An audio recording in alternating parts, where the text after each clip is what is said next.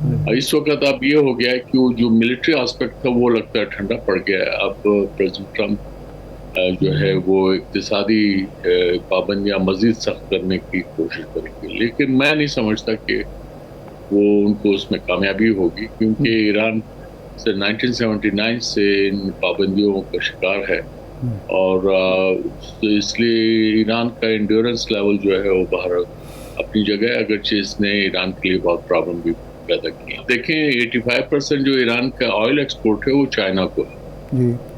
تو اب اگر امریکہ جو ہے چائنیز یہ آئل کو بھی روک دے گا تو اس کا مطلب ہے وہ امریکہ جو ہے وہ اس قضیے کو مزید بڑھانا چاہتا ہے. اچھا جی تو میرے خیال میں وہ ایسی غلطی نہیں کریں گے. فیلڈ مارشل صاحب کا جو دورہ تہران ہے، آپ کا اندازہ کیا ہے کہ سفارتی سطح پر کوئی بریک تھرو ہوا ہے اس کے بعد یہ دورہ ہو رہا ہے، یا کسی بریک تھرو کی تلاش میں یہ دورہ ہو رہا ہے؟ یہ دونوں باتیں ہیں، اور اس میں یقیناً آپ نے دیکھا ہوگا کہ پچھلے دنوں جو اسلام آباد ایم او یو کی وائلیشنز بھی ہوئی ہیں، اور اس سے بدمزگی میں بھی اضافہ ہوا. پھر دونوں جانب سے الزامات در الزامات جو ہے وہ بھی آپ نے دیکھے ہیں، تو اس سے ایک طرح سے تلخی میں اضافہ ہو گیا تھا. لیکن بہرحال گڈ سینس ہیز پریویلڈ، اور یہ اس میں پاکستان کی بہرحال کوششیں مسلسل رہی ہیں. اور ابھی جو فیلڈ مارشل صاحب تہران تشریف لے گئے ہیں اس میں یقیناً یہ بات سامنے ہے، اور خاص کر یہ اس تناظر میں ہو رہا ہے کہ پریزیڈنٹ ٹرمپ نے پھر دھمکی دی ہے کہ وہ ایران کے خلاف سخت اقتصادی پابندیاں لگا رہے ہیں. اس وقت اب یہ ہو گیا ہے کہ وہ جو ملٹری آسپیکٹ تھا وہ لگتا ہے ٹھنڈا پڑ گیا ہے. اب پریزیڈنٹ ٹرمپ جو ہے وہ اقتصادی پابندیاں مزید سخت کرنے کی کوشش کریں گے، لیکن میں نہیں سمجھتا کہ وہ ان کو اس میں کامیابی ہوگی، کیونکہ ایران سے 1979 سے ان پابندیوں کا شکار ہے، اور اس لیے ایران کا انڈیورنس لیول جو ہے وہ باہر اپنی جگہ ہے، اگرچہ اس نے ایران کے لیے بہت پرابلم بھی پیدا کی ہیں. نہیں درانی صاحب، پہلے جو پابندیاں لگتی تھی اس میں ناکہ بندی نہیں ہوتی تھی. اب چونکہ ناکہ بندی بھی ہے، پابندیوں کے باوجود جو تیل چلا جاتا تھا، گیس چلی جاتی تھی، کچھ ممالک خرید لیتے تھے. اس میں جاپان تھا، اس میں چین تھا، اس میں انڈیا تھا، کچھ اور ممالک تھے. اب تو ناکہ بندی کی وجہ سے سپلائی لائن ہی اس نے کاٹ دیے، تو اب پابندیاں پہلے سے زیادہ مؤثر نہیں ہوں گی اور زیادہ نقصان نہیں ہوگا. جی ارشاد صاحب، آپ دیکھیں 85% جو ایران کا آئل ایکسپورٹ ہے وہ چائنا کو ہے. جی تو اب اگر امریکہ جو ہے چائنیز یہ آئل کو بھی روک دے گا تو اس کا مطلب ہے وہ امریکہ جو ہے وہ اس قضیے کو مزید بڑھانا چاہتا ہے.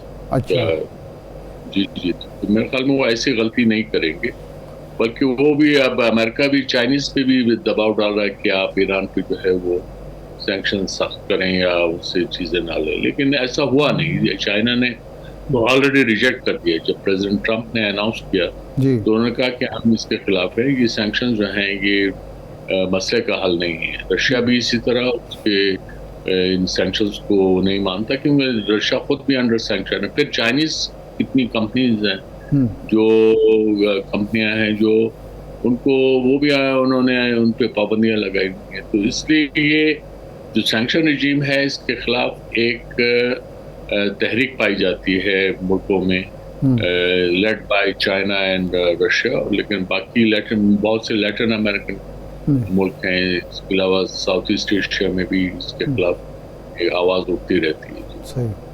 اچھا عاصف صاحب، ایک ایشو اس میں اور بھی آ رہا ہے، وہ یہ ہے کہ صدر پزشکیان نے آج یہ بیان دیا کہ تمام سرکاری اہلکار جو ہیں عہدیدار وہ ایم او یو پر، جو اسلام آباد ایم او یو ہے اس پہ عمل کریں. تو یہ اس کا کیا مطلب ہے کہ کوئی پیش رفت ہو رہی ہے، یا جو رکاوٹیں ڈالی جا رہی ہیں اور جس کی وجہ سے پیش رفت سفارتی نہیں ہو رہی، یہ اس طرف اشارہ ہے اور پاسدار انقلاب کو پابند کر رہے ہیں وہ کہ ایم او یو پر عمل کریں بھی اور ہونے بھی دیں؟ میرے خیال میں اس میں جو اہم ایشوز ہیں جیسے سینکشنز ہے یا ایران کے فروزن ایسٹس ہیں، اس میں پاسداران تو نیگوشیٹ نہیں کر پائیں گے. اگر نیگوشیشن زیادہ تر ہو کے اور اس میں حصہ لے سکتے ہیں تو اسٹریٹ آف ہارموز ہے وہ ہو سکتا ہے. اسی طرح ایران کا جو نیوکلیر پروگرام ہے اس میں جو ان کے جو نیگوشیٹرز ہیں وہ بھی آئیڈینٹیفائڈ ہیں, اگرچہ ان کا IRGC کا بھی بیک گراؤنڈ ہے. ان میں خود اسپیکر غالب وہ صاحب. بھی اس میں. جی. تو یہ ایک مکس پیکج ہے اس میں, لیکن یہ کہ ایسا نہیں ہے کہ IRGC جو ہے پاسداران وہ کوئی علیحدہ اینٹیٹی ہیں ایرانی سسٹم کے اندر, وہ ان کے ساتھ یعنی اس کا حصہ ہے, سسٹم کا حصہ ہے. اور اس میں یہ آپ جتنے بھی اس وقت پرومیننٹ لوگ دیکھ رہے ہیں وہ اپنے آپ جو سیاست میں ہیں وہ اپنے سیاسی زندگی میں کبھی نہ کبھی پاسداران کا حصہ رہے, یا جو وہ والنٹری فورس ہے بسیج جسے کہتے ہیں اس کا حصہ رہے. تو یہ اس کو آپ جدا نہیں کر سکتے. اور پھر دوسرا یہ ہے کہ ایران کے اندر اگر جب پولیٹیکل سے ڈیفینسز کی اگر جب بات ہوتی ہے تو وہ ایشوز پہ ہوتی ہے, وہ یہ ماڈریٹس اور کنزرویٹیوز کے درمیان ہوتی ہے.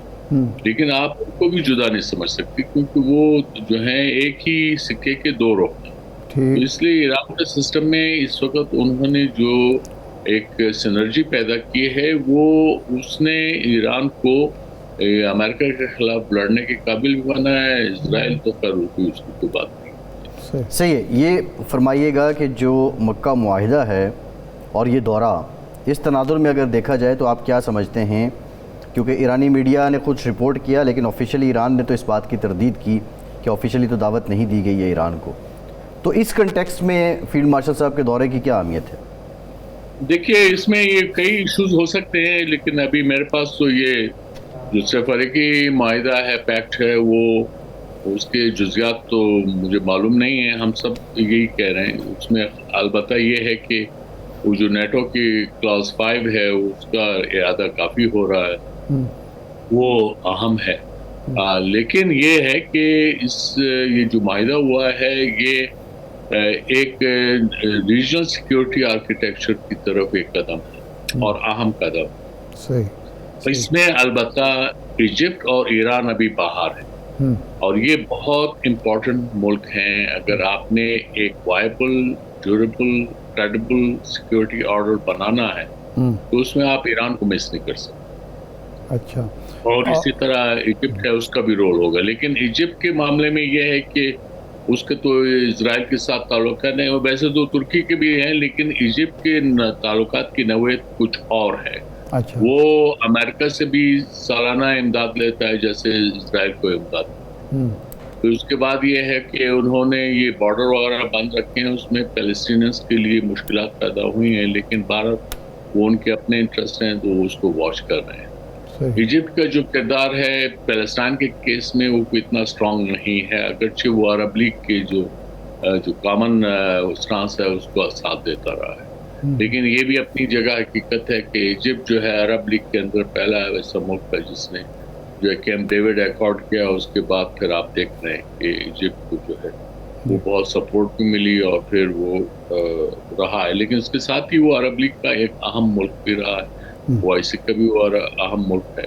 تو ایجپٹ کی اپنی اہمیت, اور پھر یہ کہ عرب ملکوں میں اس وقت وہ اپنے جو عسکری طاقت کے لحاظ سے بھی سب سے بڑا ملک سمجھا جاتا ہے.